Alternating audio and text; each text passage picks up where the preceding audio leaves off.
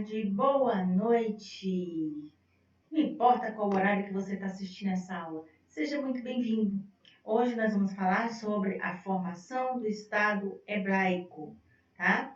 Essa é a turma do 6º ano com a disciplina de História. Eu sou Josi Fernandes. Vamos lá, pessoal? Bom, dando sequência no capítulo, dos Hebreus e as suas crenças, nós vamos falar sobre a formação do Estado hebraico. Esse conteúdo ele começa lá na página 119, tá? Bom, e além da teoria, do êxodo rural, sempre que falo em êxodo, eu me lembro do êxodo rural, do êxodo dos hebreus, onde eles saíram do Egito, cruzaram o exército para fugir da escravidão do faraó e alcançar a terra prometida por Deus. Então, além dessa teoria, outras 3 teorias são defendidas como possíveis explicações para o processo de reocupação dos territórios de Canaã, tá? Na Palestina. Então, a primeira teoria é a teoria da ocupação pacífica. O que essa teoria diz? É a teoria que traz a concepção de que quase não houve conflitos com o retorno dos hebreus a Canaã. Entende-se que o retorno se deu com o assentamento de vários agrupamentos ao longo da Palestina e que eventualmente entravam em confronto. Então, essa teoria fala, olha, a ocupação foi de forma pacífica, aos poucos o povo hebreu foi ocupando em forma de assentamento e uma vez ou outra acontecia algum confronto, tá? Existe também a segunda teoria, que é a teoria da revolta. Essa teoria diz que não houve um êxodo hebreu, tá? Não houve. Antes, camponeses teriam assimilado novas ideias e revoltados com os cananeus, superaram a fase da religião politeísta e chegaram ao monoteísmo unificando-se. Então, diversos conflitos teriam ocorrido nesse processo. Então, essa teoria da revolta, ela fala que aquele lance de que o povo cruzou um exército para chegar na terra de Canaã, ela não existiu, tá? O que existiu foram pessoas que se revoltaram, superaram aquela fase, deixaram de ser politeístas, de cultuar vários deuses, para ter uma religião monoteísta, se uniram, se unificaram, e os conflitos que surgiram nesse período de unificação, de transição de politeísmo para o monoteísmo, tá? E a terceira teoria é a teoria da evolução pacífica. Ela fala que essa unificação entre os cananeus e os hebreus, ela não aconteceu de forma rápida, devido a algumas diferenças religiosas que foram sanadas com o tempo, tá? Então, essas 3 teorias são defendidas, mas a teoria que mais se discute, que mais se analisa, que mais se difunde é a do êxodo, tá? Do êxodo dos hebreus, a teoria em que eles saíram do Egito, fugindo, porque eles eram escravos no Egito do faraó, houve as 10 pragas para que o faraó realmente pudesse ceder a liberdade.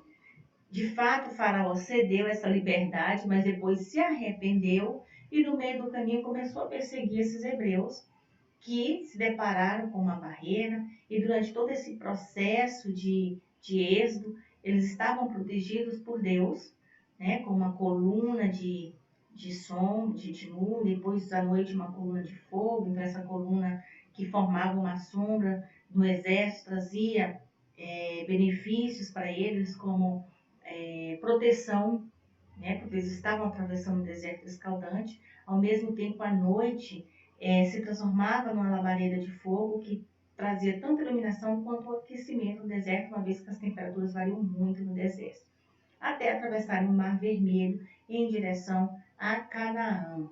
Então, essa é a teoria mais difundida, a do êxodo dos hebreus. Vamos lá. Bom, após a formação do Estado hebraico, né? Como que surgiu essa formação? Então, houve o êxodo, houve a saída do povo hebreu do Egito, né, em direção a Canaã. E após essa ocupação dos hebreus em Canaã, elas eram constituídas por 12 tribos. Essas tribos eram administradas por juízes. Esses juízes eram tidos como líderes políticos e religiosos, né? Eram representantes que conduziam, cada líder conduzia a sua tribo, então eram 12 tribos, né? E tomavam-se todas as decisões, tá? Eles eram responsáveis por essas decisões. Bom, entre eles nós temos os principais líderes: Sansão, Gideão, Samuel, Otoniel e inclusive uma mulher que para aquela época não era comum. Hoje é muito comum, apesar da minoria, mulheres líderes, né? Líderes na sua empresa, líderes em casa, líderes chefiando uma função, né? Líderes no governo. Mas para aquela época não era algo comum. Então, até mesmo uma mulher naquela época foi líder, né, de um povo. Bom, passado aí esse período, houve um processo de unificação do Estado hebreu, tá? Essas 12 tribos, elas se unificaram. E por que elas se unificaram? Porque o povo hebreu sofria ameaça dos filisteus. Essa unificação ela aconteceu em torno do ano de 1000 anos antes de Cristo, tá? E ele era um estado, depois que ela se unificou, passou a ser um estado monárquico. E o primeiro rei do estado hebreu foi o rei Saul. Foi o rei Saul, tá? Nesse período que essa unificação tornou-se um estado, um país. Que estado foi esse? Israel, tá? Saul foi um rei que ganhou muitas vitórias, teve muitas vitórias, era um rei que era temente a Deus, mas que um dia pegou, vamos dizer assim, começou a se exaltar. E segundo as histórias, né, Saul, devido a essa exaltação que lhe trazia a ele, que o povo, porque eles eram monoteístas, então eles cultuavam um único Deus, e ele deixou de dar glórias, vamos dizer assim, a esse Deus pelas suas vitórias e começou a se vangloriar, né? Eu sou bom, eu sou rei, meu exército é forte. E Saul sofreu muitas derrotas no processo de expansão militar, né? A última batalha de Saul foi no Monte Gilboa. Ele sofreu uma grande derrota. Ele já estava assim bastante decadente psicologicamente, emocionalmente, e pediu que um dos seus guerreiros, né, um dos seus servos ali do seu exército, o matasse. É óbvio que a pessoa se recusou, né, aquele funcionário ele se recusou e Saul acabou tirando a própria vida, né, ele se jogou em cima da sua própria espada. Bom, com o mau governo, com a morte de Saul, outro rei teve que ocupar Israel, né? E devido às grandes instabilidades, né, daquele povo, porque perderam muitas guerras, eram ameaçados pelos filisteus, então toda essa instabilidade fazia com que o povo quisesse se dividir novamente, voltar às 12 tribos, né? Cada um ser responsável por si. E aí Davi se tornou rei da parte de Israel, da parte sul de Israel, combateu muitas guerras, inclusive a Bíblia relata uma das mais famosas, que é quando Davi, que ainda era um rapazote, um jovem, venceu Golias, que era um grande guerreiro, tido como gigante, porque ele era muito grande, né? E ele era o líder lá dos filisteus, e Davi conseguiu vencer esse gigante. E no meio desse conflito, o rei lá dos filisteus, ele falou, olha, se eu perder todo o meu exército, te pertence, né? Pertenceria a Israel. E assim aconteceu. E Davi foi vitorioso, né? E essas guerras por Davi, que travava e que era vitorioso, deu assim mais um ânimo ao povo e Davi conseguiu trazer mais uma vez a unificação do território hebreu. Então as duas tribos se uniram novamente e Davi estabeleceu como capital de Israel Jerusalém. E Davi conseguiu o que Saul não conseguiu, né? O propósito de expandir o seu exército militar e também o território de Israel. Bom, depois o rei Davi faleceu e outro rei ocupa, né? Que é o rei Salomão, filho do rei Davi. Ele assumiu o governo e governou até o ano de 935 a.C. E qual é a principal característica do reinado de Salomão? Salomão, ele era um rei que não ficou conhecido pelo seu exército forte, grande, não. A principal característica dele era de governar não possuindo um estilo militarista, né, de conquistador, de conquistar territórios, de conquistar um exército, né, porque aqueles que perdiam se transformavam, né, em exército, em escravos e tal. Bom, o destaque para esse reinado, né, das ações do rei Salomão, é que ele era um rei que trazia um Estado organizado, né, e que buscava agradar o povo. Então, Salomão, ele buscou melhorar e aumentar a produção agrícola.